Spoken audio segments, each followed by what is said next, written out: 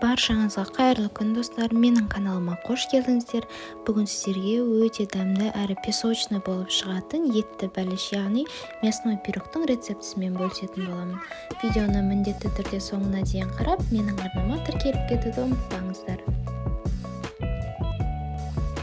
Бізге қажетті заттардың барлығын дайындап аламыз. Ең алдымен ұнға мұздай сары майымызды үккіштен өткізіп, жақсылап қолдың көмегімен езіп араластырып аламыз. Оның үстіне шым-шым тұз, жұмыртқаның сарысы, кефирді қосып, жақсылап араластырып, жұмсақ қамыр етіп илеп аламыз.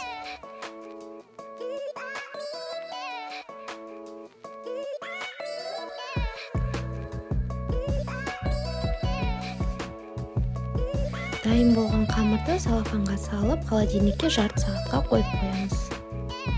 Салмасын дайындап аламыз. Ол үшін пиязды, картошканы жақсылап турап, майдалап, фаршқа қосып, үстінен тұз, бұрыш, қызыл бұрыш сеуіп, араластырып аламыз.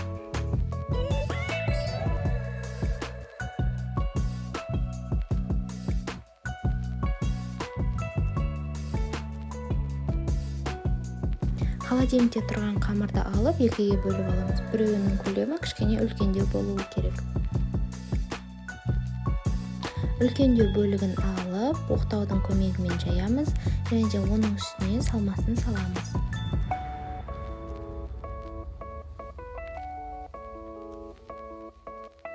Салмасын біркелкі етіп жайып шыққаннан кейін, қамырдың екінші бөлігінде жайып, үстіне қойып, видеодағыдай шеттерінің барлығын әдемілеп түйіп шығамыз.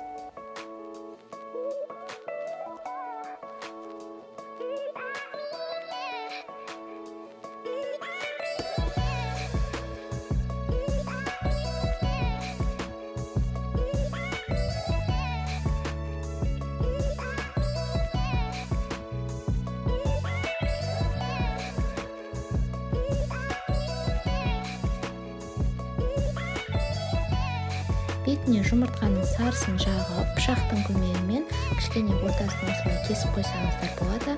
Бетіне күнжітті сеуіп, қызып тұрған пеште 180 градуста 40-45 минут шамасына жібереміз.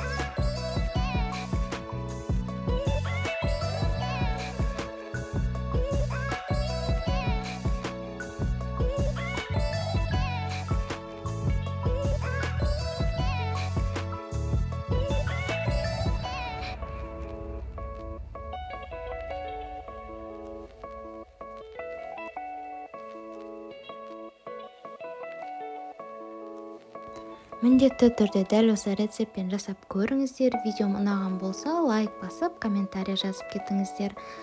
Сіздермен болған арайлым.